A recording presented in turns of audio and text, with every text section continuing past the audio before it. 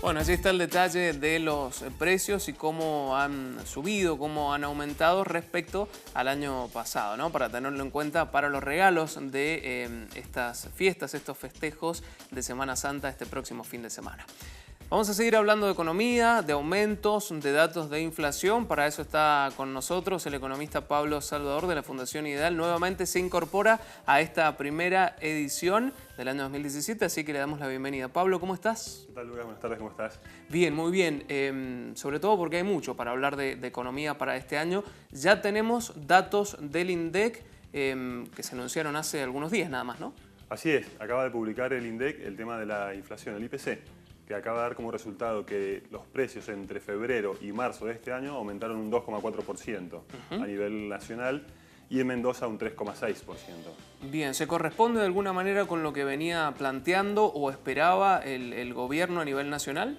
Bien, en realidad el que esperaba esto era el presidente del Banco Central, Sturzenegger, quien anticipó que este sería un primer trimestre muy difícil en cuanto a inflación, que iban a ser meses con inflación muy alta. De hecho, abril también va a ser un mes con inflación un poco elevada en el orden del 2%. No está lejos de lo que uno esperaba, pero sí, digamos, de mantenerse estos porcentajes no se cumplirían la meta propuesta por el Banco Central, que es un máximo de 17% para todo el año. De hecho, no se va a mantener la inflación mensual en el orden del 2%, sino más bien por debajo de ese 2%.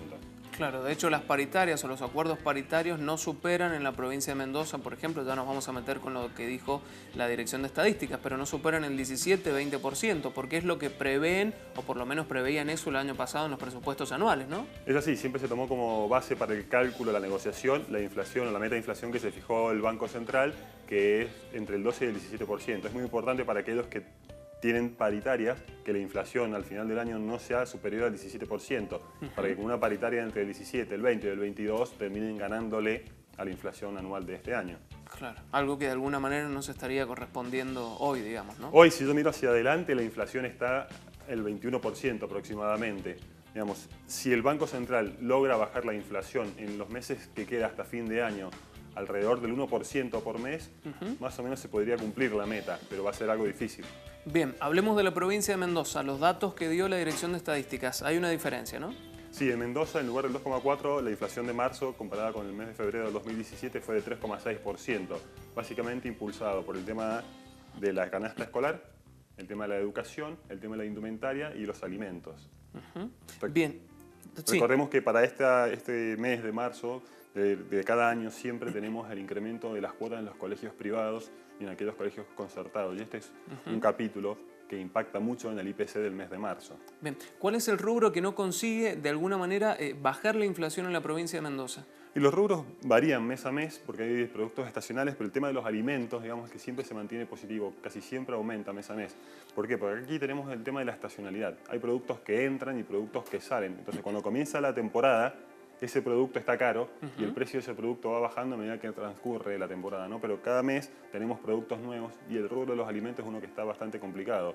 ¿Y por qué? Porque sobre todo afecta a la canasta básica alimentaria, a la canasta básica total. Claro, y es lo que uno observa cotidianamente cuando va al supermercado y se encuentra con esas diferencias de precios de un día para el otro, ¿no? Exactamente, y esto termina impactando sobre todo en el sector de la población que menos tiene, aquel que vive de una jubilación mínima, de una pensión o de un plan social, ¿no? ¿Por qué? Porque los alimentos tienen una importancia muy grande, muy fuerte dentro de esa canasta básica de alimentos o la canasta básica total.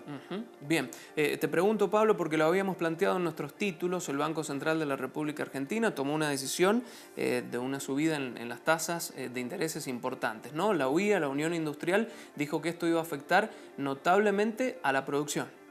Es así, el Banco Central al ver este 2,4% medio como que se asustó y lo que hizo es subir la tasa de interés.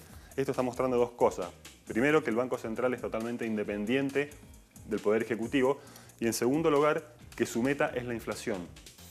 Y no le interesa, digamos, qué suceda con el resto de las variables. El resto de las variables se las deja al gobierno. El hecho de que el Banco Central haya subido la tasa de interés significa que ahora aquel que tiene un sobrante de dinero, por ejemplo, va a ir al banco. En lugar de consumir o de gastar, va a ir al banco y va, por ejemplo, a poner su dinero en un plazo fijo.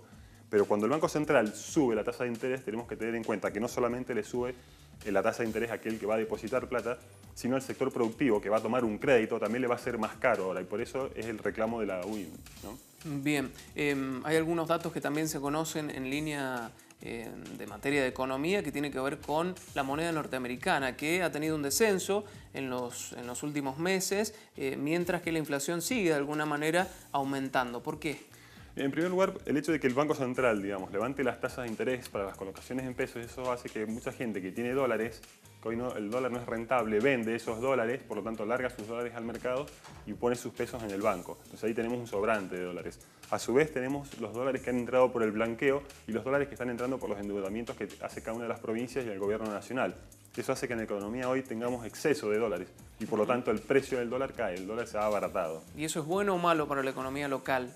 Es malo para los productores, para el sector exportador. ¿Por qué? Porque dejamos de ser competitivos. Es bueno para quién, digamos para la gente, para que no se traslada el precio del dólar alto a los precios domésticos, pero perjudica claramente a las economías regionales. Bien, seguimos, Pablo, en una suerte de inestabilidad en la economía, ¿no? Por esto que nos estás planteando con una mirada a futuro tal vez no tan certera.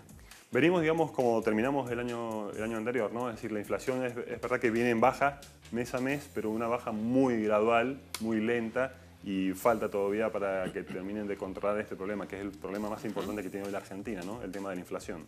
Bien, Pablo ha sido muy claro como siempre, nos reencontramos el próximo miércoles. Perfecto, muchas gracias. Muy bien, Pablo Salvador de la Fundación Ideal, bueno, analizando temas que tienen que ver con la economía, muy importante en nuestro país, por supuesto, y en el mundo, a raíz de los últimos datos que arrojó el INDEC en materia de inflación, con una diferencia para la provincia de Mendoza, según la Dirección de Estadísticas. Momento de hacer un nuevo corte, queda más información para compartir con ustedes. Ya venimos.